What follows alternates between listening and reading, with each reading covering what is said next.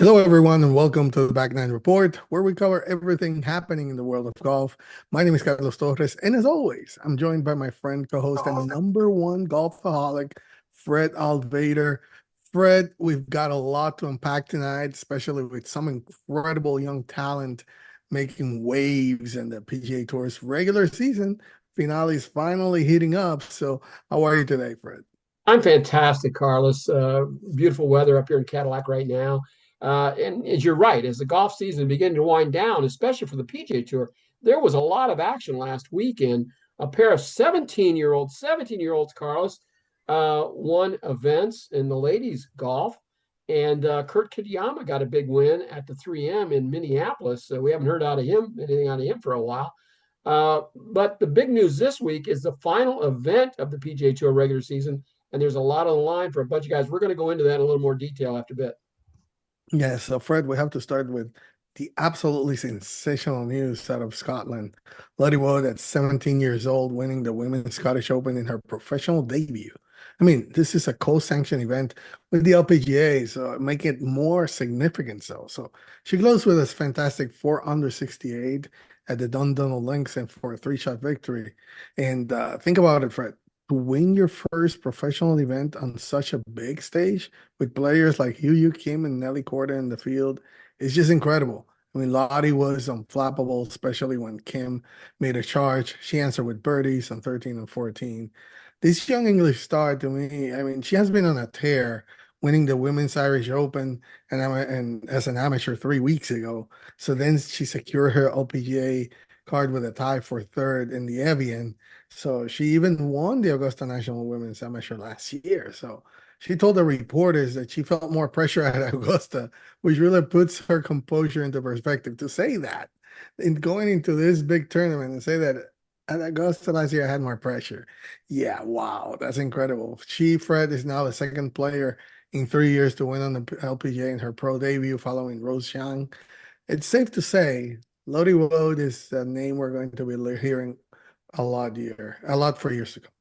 No question about it. And Carlos, if you remember, I told you a few years ago when they announced that they were going to have the Augusta National Women's Amateur, that that was going to be the most significant golf tournament that has been started or held probably in the last. It's the most important one that's been in the last maybe 50 to 100 years. Young girls are watching that tournament at home and seeing these young ladies do this. And they say, I want to do that. Mhm. And we've got young ladies coming from everywhere right now, Carlos. And I'm talking 14, 15, 17-year olds that are ready to compete at the world level, at the highest level. Lottie Woad is one example that I know. I know two young women personally who I think are going to have fantastic LPGA careers. Mia Hammond is one, and Gianna Clemente, who I've interviewed and talked to before, originally from Ohio, is going to be another. But let's talk about Lottie Woad for a second. As you said, she won the ANWA, the Augusta National Women's Amateur. She won on the LET tour earlier. She won the Irish Open, and now she's got the Scottish after she turned pro. So this was her debut event at 17 years old. She also won the 21 Welsh Women's Open Stroke Play. And she played and she started playing on the LET on the Leisure Open Tour in 2022. And then in 2022, she won the Girls Amateur Championship, Carlos. So we've been talking about her and following her for a while. She came to Florida State, played a couple of years, freshman of the year in the female athlete of the year in the ACC. She she's just been unbelievable on a tear. She was a number one ranked amateur in the world for over a year before she turned professional this last week. And so she earns 300,000 in her first pro outing. Not a bad way to start.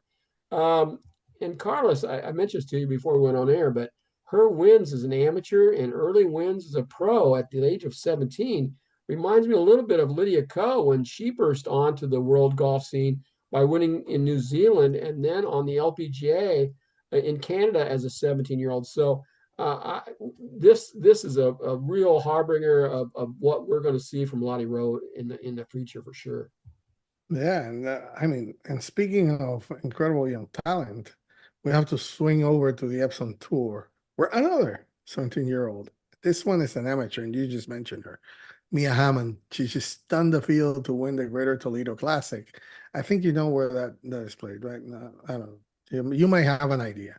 But anyway, this is just phenomenal, Fred. As an amateur winning on the Epson Tour, which is the official qualifying tour for the LPGA. She's the first amateur to win on the Epson Tour in 5 years. Mia, she's from New Albany, Ohio native, played on a sponsor's exemption and absolutely crushed it. She delivered in her home state. She put together back-to-back bogey-free rounds of 66 Friday and Saturday. And it's safe to say she showcased an incredible level of consistency and poise for a 17-year-old. She even battled through some weather delays, finishing her rounds just before play was suspended. So on Sunday, she kept her cool, even after her first bogey of the tournament. She responded with a birdie in the ninth. The professionals in the field certainly didn't make it easy for her because with three players tying her at 11 under in the final hole, but no pressure. I mean, she birdied that ritual par 518 to clinch the victory. So she said it hasn't set in yet, and she cried happy tears on the course. You love to see that raw emotion from the players. And this isn't her first time making waves. She won the drive, chip, and putt national championship in 2022 at Augusta National. Again, another event that you have been mentioning as a peak or pivotal for young players. Mia is definitely a rising star to watching women's golf. She's balancing high school and a verbal commitment to Duke University, which she plans to study pre-law, but I don't know because now with this, she might start thinking it over. But overall, Fred is an amazing story of talent and determination. This was the second time she actually played at Highland Meadows. She played in the Dana Open. She had a sponsor exemption, and she made the cut. Played really well in that event. And so when she's playing with the Epson Tour players, of course, because she can compete on the LPGA. But as you mentioned, she's from New Albany, so she's an Ohio girl. She won the Ohio High School Division One Individual Championship in 2023 by 7 shots, Carlos. That was 2 years ago, and that's as a freshman. Okay. Division One. I'm not talking about Division Five here. I'm talking about the top, the best girls, the best schools in the state of Ohio. She won by 7 shots at the Scarlet course at Ohio State University, which is an Alistair McKenzie design. It's not an easy golf course. It's really good. And let me give you a little bit of her background because I know most people have not heard of Mia Hammond, but she's been a star in Ohio for a couple years now, and she said herself over the last 2 years, her mental game, her confidence, and her overall game have really come together, and so we see this in kids of that age, 14, 15, 16. They can learn so fast. Their bodies develop so much more. She's going to have to get stronger, and that kind of thing. But to win a professional tournament of any kind at the age of 17 is really good. She, let's see, she was USA Today National Girls Golfer of the Year.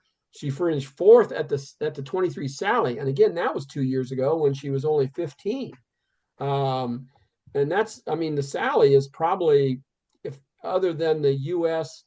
Women's Amateur, it's probably the biggest women's amateur golf tournament in the country. And so all the great players are there. So this is really a big win for her going into her senior year of high school. As you said, she's verbally committed to Duke, but I see her playing a lot of golf. I hope she goes to Duke at least for a couple of years, Carlos. We've talked about this before. I love to see young people go to college at least for a couple of years before they turn professional. They really have a lot to learn there and be a kid for a little bit. You don't need to go out and start your job right away. So yeah, really, really good win for Mia Hammond. And like I said, I've been watching her for a couple years, and she's an incredible player.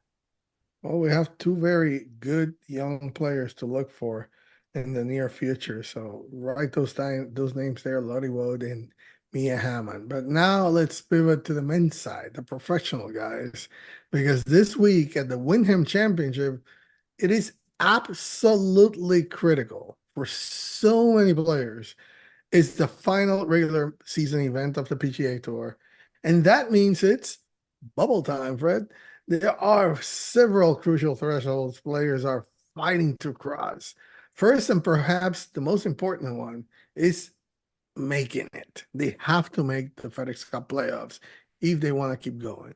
Only the top 70 in the FedEx Cup standings qualify for next week's FedEx St. Jude Championship. Right now, Matty Schmidt is the guy sitting right at the bubble, right there at the 70th. Just behind him are players like Nikolai Hoshkart at 71st, Keith Mitchell, Chris Kirk, and Gary Woodland. Even big names like Adam Scott, who's 85th, Tom Kim is 89, and Max Homa is 106. Those are outside of the top 70. They need huge weeks, not good weeks. They need huge ones. Maybe a solo 43rd might be enough for Kirk, while Woodland needs like a solo 25th.